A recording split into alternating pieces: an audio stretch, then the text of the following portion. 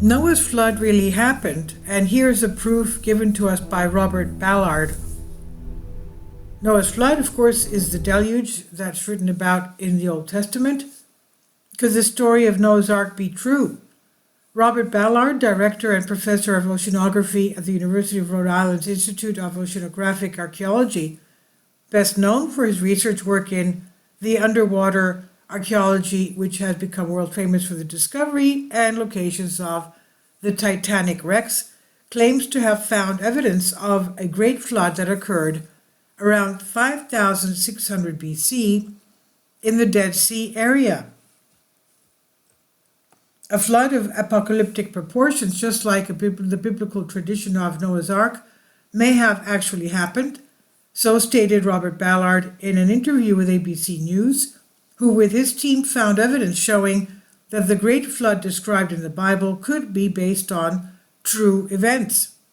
Ballard began with the controversial theory of the two researchers from Columbia University that the Black Sea is the most obvious evidence of the flood, accounts from the Old Testament, and with many other sacred texts of ancient cultures.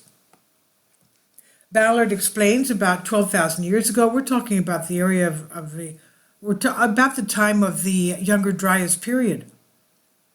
Supposedly that's where Atlantis sank as well. So that was about 12,000, 13,000 years ago, the comet impact. Ballard explains about 12,000 years ago, much of the world was covered in ice, and the Black Sea was a large freshwater lake surrounded by farmland.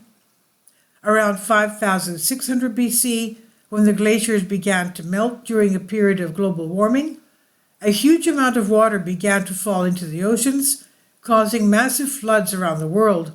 It was the mother of all floods, he said.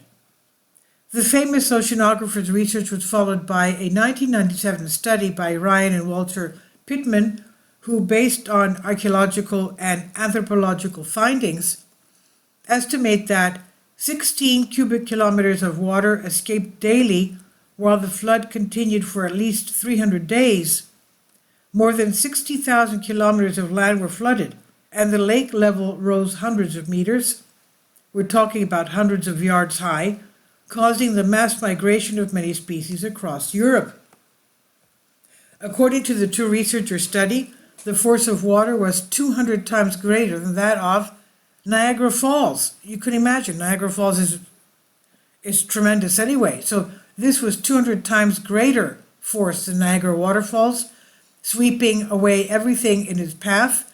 The results are supported by carbon dating and images taken with underground sonar. The implication is that the story of Noah's flood could be based on this historic event. We went to the place to look for evidence of the flood. The soils are still sinking there, Ballard tells ABC News. In fact, the team found an ancient sunken beach about 122 meters below the surface of the Black Sea, which is evidence of the ancient flood.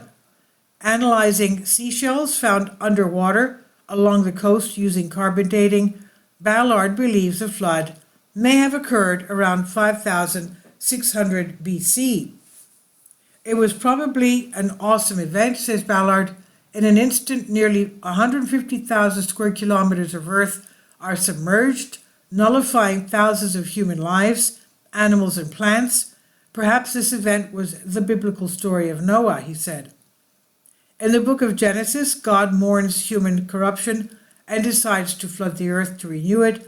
God gives instruction to Noah to build the legendary ark that will save his family and several species of animals. In the Bible, the ark is described as a large tank, 300 cubits long, that's 140 meters. In addition to Ballard's team, another team has found the remains of an ancient shipwreck. It is unlikely to be Noah's Ark. Over the past 200 years, rumors and claims of sightings and discoveries have abounded, but there is no scientific evidence to prove its existence. The discovered wreck dates back to 500 BC, the heart of the classical period, Ballard says, but we don't give up. He also hopes to find evidence of people from that time who were swept away by the flood. It's foolish to think that we can find the ark, Ballard says. we may be able to find evidence of the people who lived in this area and their villages that are now underwater.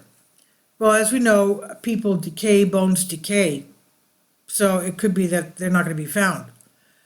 This is from Ancient Mysteries. I've translated this from a Greek article. Please leave your comments, and thank you for your support. Finally, support my Patreon account. The daily posts are 5 videos daily, and they are totally different from what I have on my YouTube channel. Thank you so much for your support, and that you find all my content so interesting. You'll find the Patreon account details in the description box below.